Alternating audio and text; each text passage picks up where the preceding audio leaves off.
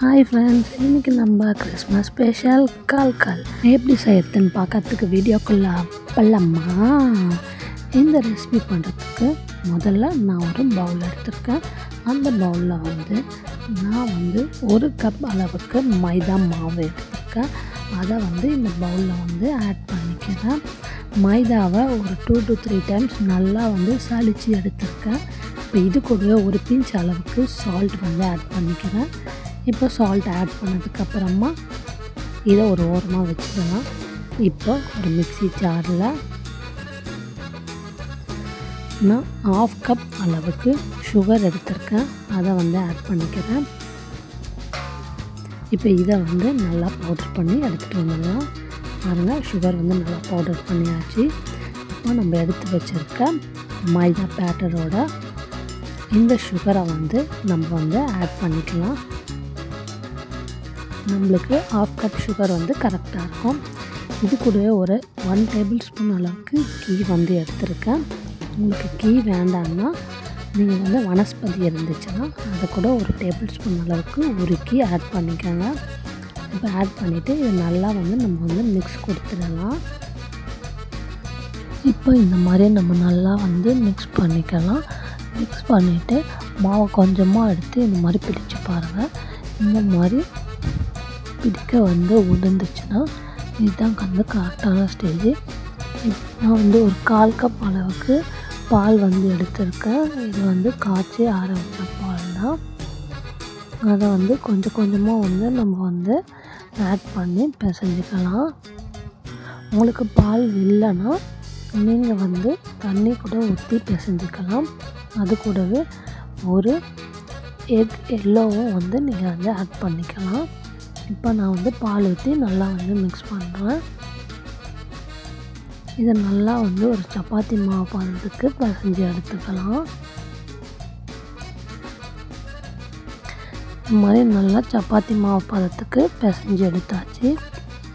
இப்போ பாருங்கள், நம்ம எடுத்துருந்தோம் பார்த்திங்கன்னா பால், அதெல்லாம் கொஞ்சம் போல் நம்மளுக்கு மீதியாக இருக்குது.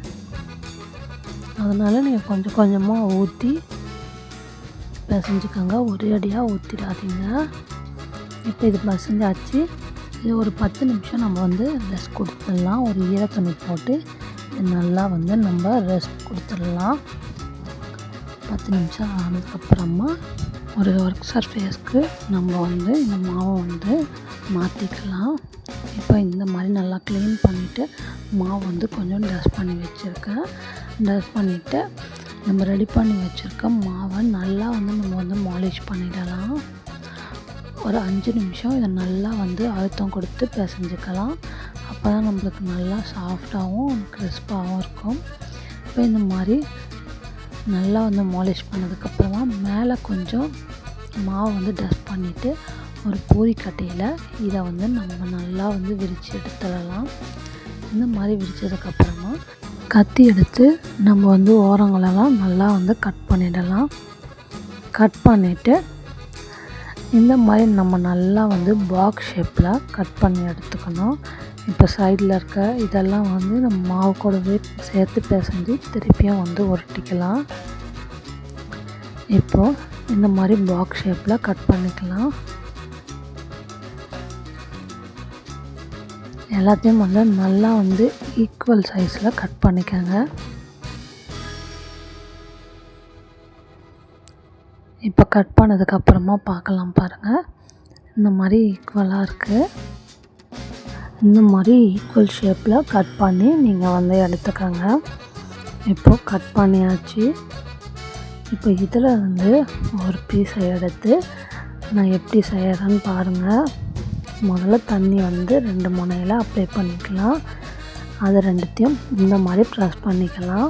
ப்ரெஸ் பண்ணிவிட்டு இப்போ மீதி இருக்க 2 முனையும் அதை ஆப்போசிட்டில் நீங்கள் இந்த மாதிரி ப்ரெஸ் பண்ணி எடுக்கணும். பாருங்கள், இந்த மாதிரி ஷேப்பில் இருக்கணும். தெரியுதா உங்களுக்கு? இந்த மாதிரி இருக்கணும். இப்போ இன்னொன்று நான் பண்ணி காட்டுறேன் பாருங்கள். ஃபஸ்ட்டு 2 முனையை இந்த மாதிரி நம்ம ப்ரெஸ் பண்ணி எடுத்துக்கணும். இந்த மாதிரி ப்ரெஸ் பண்ணதுக்கப்புறமா ஆப்போசிட் சைடில் இருக்க 2 முனையும் இந்த மாதிரி ப்ரெஸ் பண்ணணும். அப்போ உங்களுக்கு ஒரு கேப்பும் வந்து தெரியும். இதுதான் வந்து கரெக்டான ஷேப். இப்போ இதே மாதிரி நான் எல்லாத்தையும் வந்து செஞ்சு ரெடி பண்ணி வச்சுருக்கேன். நீங்கள் செய்யும் போதே ஒரு ஈரத்துணி போட்டு க்ளோஸ் பண்ணி வையுங்க.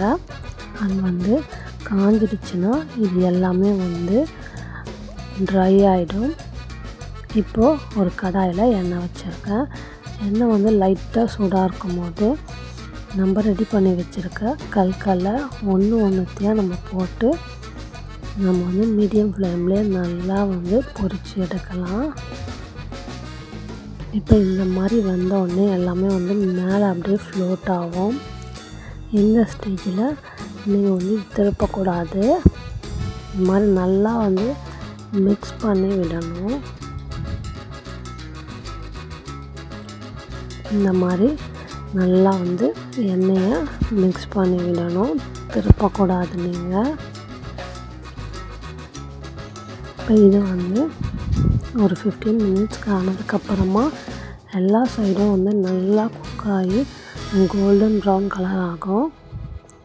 அந்த ஸ்டேஜில் நம்ம இதை எடுத்து பிளேட்டுக்கு ட்ரான்ஸ்ஃபர் பண்ணிடலாம்.